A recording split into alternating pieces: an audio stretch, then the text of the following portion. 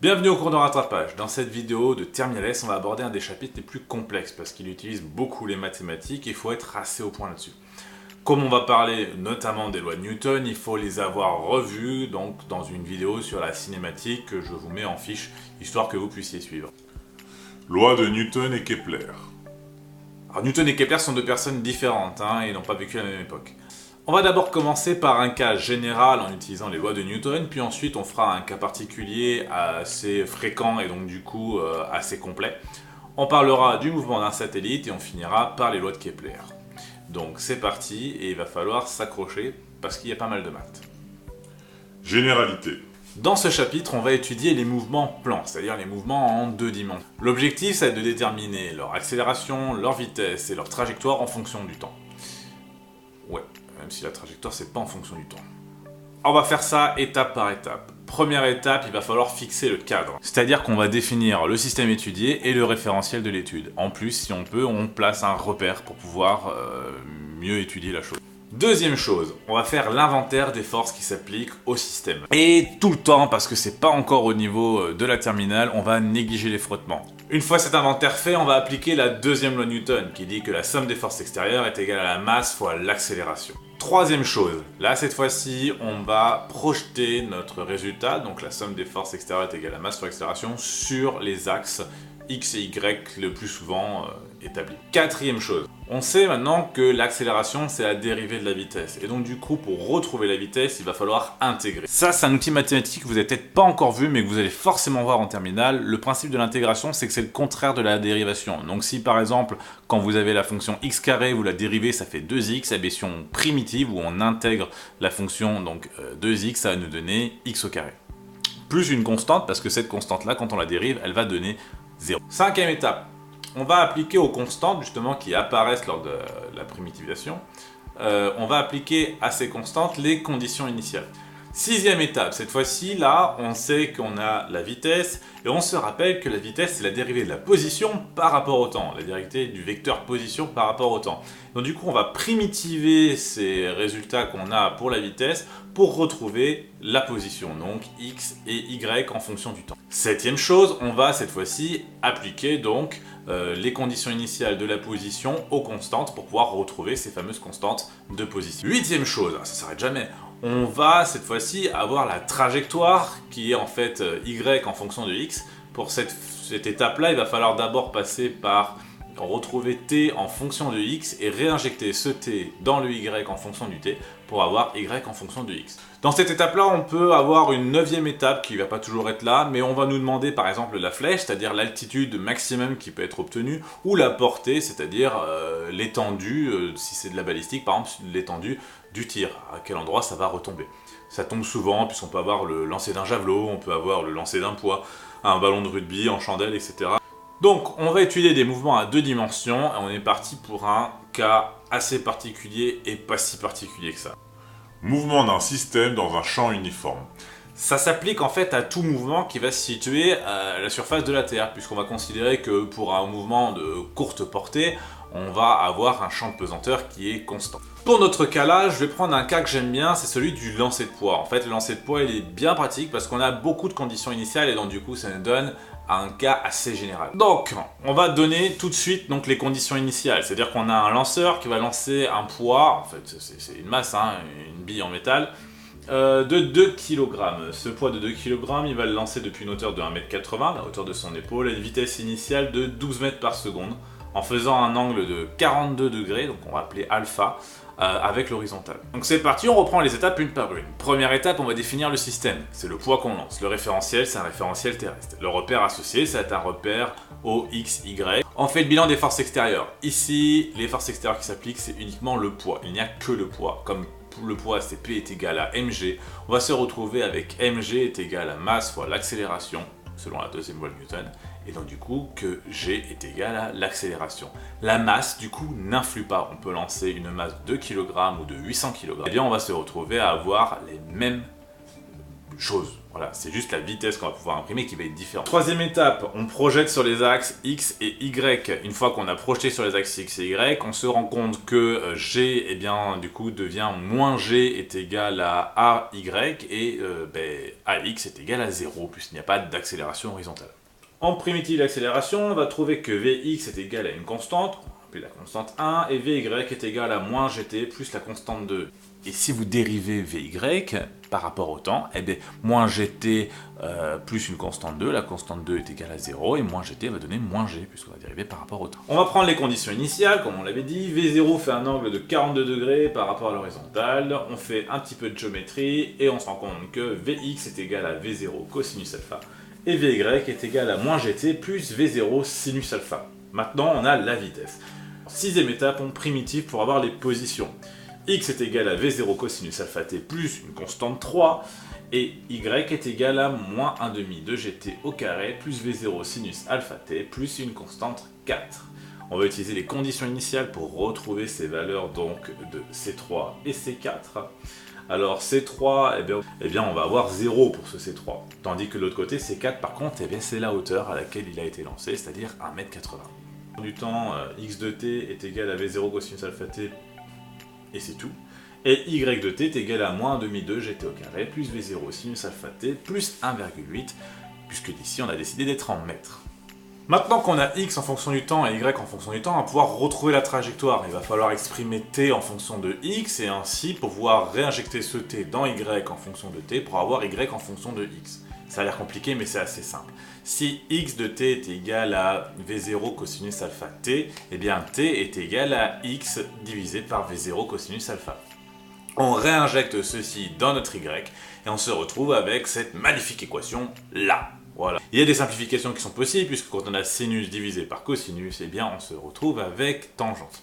Et ouais, c'est pratique ça. Alors, si on veut la flèche, eh bien la flèche ici c'est la hauteur maximale, c'est-à-dire quand est-ce que la vitesse verticale sera nulle. Donc Vy est égal à 0, on prend notre Vy qu'on avait à la base, en fonction du temps, on le met égal à 0, ça va nous permettre de retrouver le temps au moment où ça a été égal à 0. Et pour savoir à quelle position horizontale la flèche a été atteinte, eh bien, il suffit de remplacer ce temps par la valeur qu'on a trouvée dans l'équation qui nous donne x en fonction du temps. Et si on veut l'altitude maximale, eh bien, il faut replacer encore une fois ce temps-là dans y en fonction du temps. La portée, c'est le moment où on va avoir le poids qui va retomber au niveau du sol. Donc c'est quand y en fonction du temps est égal à 0. Et donc du coup il suffit d'égaliser ça égal à 0, on se retrouve avec un polynôme du second degré égal à 0. Et donc du coup il ne reste plus qu'à résoudre ce polynôme du second degré en faisant un delta est égal à b carré moins 4ac, blablabla, ça c'est des maths. En gros il y a beaucoup de maths, ouais. Mais c'est pas des maths super compliquées puisque c'est des choses que vous faites en terminale et que vous avez fait en première. Mouvement d'un satellite. On va étudier là un satellite de masse m qui fait une orbite circulaire autour de la Terre avec un rayon r pour cette orbite circulaire. Et le rayon r étant en fait le rayon de la Terre plus l'altitude. La difficulté ici dans cet exercice-là, c'est que le repère, on va avoir du mal à le fixer. On a un mouvement circulaire, on ne sait pas faire l'équation d'un cercle. Par contre, on connaît quelques propriétés sur les mouvements circulaires. C'est ce qu'on a vu notamment dans la vidéo sur tout ce qui est cinématique. Et ça, on va s'en servir un max. Mais pour ça, il va falloir qu'on utilise un repère mobile qui va être lié au mouvement du satellite. Donc ici, le système étudié et le référentiel, c'est le satellite. Et ce référentiel est mobile. On va avoir deux axes orthogonaux, perpendiculaires, qui vont être chacun dirigés. Donc le premier, l'axe qu'on va appeler l'axe normal, est dirigé vers le centre de la Terre. Donc c'est le rayon, quoi. De l'autre côté, l'axe tangentiel, lui, va être dirigé tangent à la trajectoire du cercle. Et le centre du repère, c'est le satellite S. Donc on va avoir un système STN, pour dire S, tangentiel et normal. Ah bah non, on fait le bilan des forces. On fait le bilan des forces, c'est assez simple ici, il n'y a que la force gravitationnelle. Donc la force gravitationnelle, pour rappel, c'est G fois MA fois MB divisé par D au carré. Ici on a MA étant la masse de la Terre, MB ça sera la masse du satellite, qu'on a appelé M dès le début, et enfin la distance au carré, eh bien c'est le rayon de la Terre plus l'altitude, ici on a appelé petit r au carré. On a alors, selon la seconde loi de Newton, masse fois l'accélération est égale à F de la Terre sur le satellite. On a un petit m qui apparaît de chaque côté, qu'on peut donc supprimer par simplification mathématique, et on se retrouve avec l'accélération qui est égale à G fois la masse de la Terre divisée par le rayon au carré. On sait que le vecteur accélération, c'est la somme des vecteurs tangentiels et normaux. Donc du coup, on a A est égal à AT plus AN. Dans notre cas là, la force de gravitation est uniquement dirigée selon le vecteur normal. Et donc du coup, on sait que A est égal donc à AT plus G fois la masse de la Terre divisée par le rayon au carré. Or, AT, on l'a vu en cinématique, c'est la dérivée de la vitesse par rapport au temps. Ici, AT est égal à 0, donc la dérivée de la vitesse par rapport au temps est égale à 0. Il n'y a pas de variation de vitesse, on aura donc un mouvement uniforme. Si le mouvement est circulaire, le mouvement est uniforme. De l'autre côté, on sait que le vecteur normal est égal à V carré sur R.